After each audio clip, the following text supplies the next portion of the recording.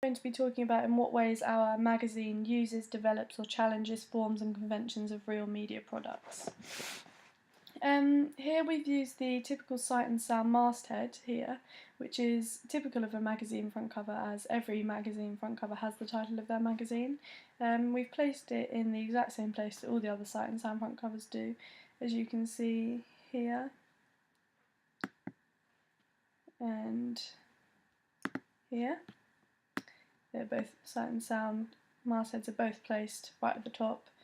so we have replicated that. We also use the International Film Magazine sentence up here at the top of the magazine to conform to the sight and sound conventions, as we wanted it to look as realistic as possible, and all the sight and sound magazine front covers have this, as well as the masthead. However, we subverted it and created half of the sentence white and half of the sentence black to fit with our background image, and we thought that this worked really effectively. We also inserted the pug up here of the BFI logo in the left hand corner, as this is also another generic convention of the front cover of the magazine, and we felt that this was essential in order for our front cover to look realistic. For example, you can see here that the BFI pug is in the corner there.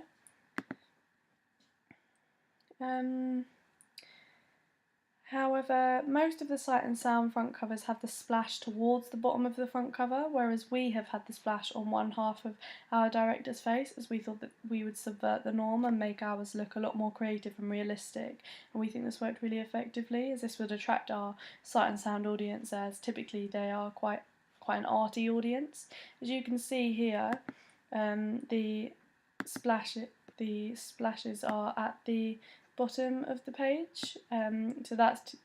typically what appears in the sight and sound front covers. Not always, but generically it does. Also, we have used our director on the front cover, which is again a typical convention of the magazine front cover, as most usually sight and sound will either have the main character or the director, as we thought we had the main character on our film poster, we would use the director on the sight and sound front cover, as often this is what the readers want, as they want to get to know the director as well as the characters. For example, here and here they have used the directors on the front cover. However, we did subvert the typical convention, as our director is a woman. And we thought a woman would be the more appropriate gender due to the plot of the film, and we felt that she would be more able to identify with the femme fatale and therefore be able to create the complexity of the character and the characters around her. This subverts the typical convention of magazine front covers on sight and sound, as typically the directors are males, but we thought we would subvert this, and it could potentially attract a wider audience, as the female audience could feel that they could identify with her. Although most of the sight and sound front covers have a white border around it, as you can see here, we decided to use just a line border around the edge, as we wanted our photo to take up the whole page, as we felt that this would make our front cover more effective and subtly differentiate ours from the others. So here we've subverted the typical convention of the sight and sound front cover.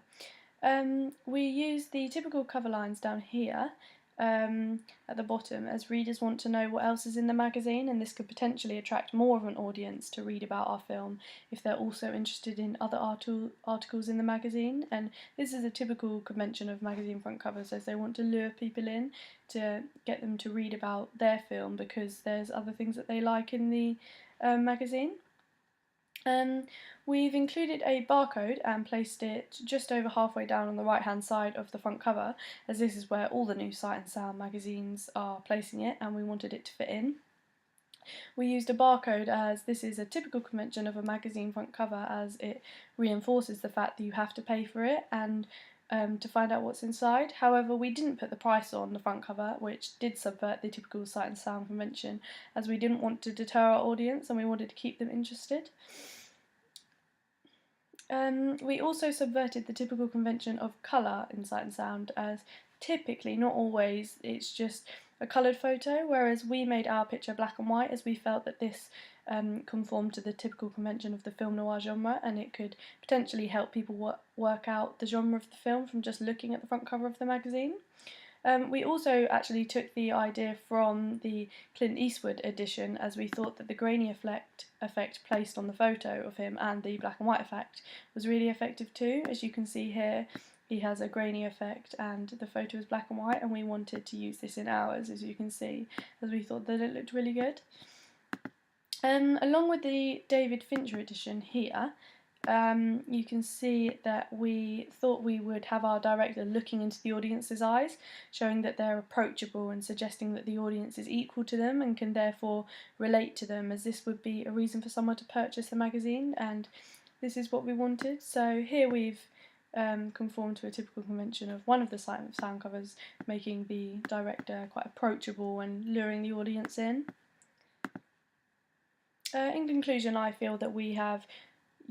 used, developed and challenged some of the magazine conventions, and all in all I think our magazine is you can tell that it's a magazine and it uses enough conventions to show and attract the audience, but it also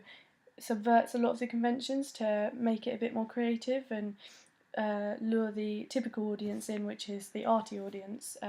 as this is typically the sort of people that read Sight and Sound, and so we think we did this really well.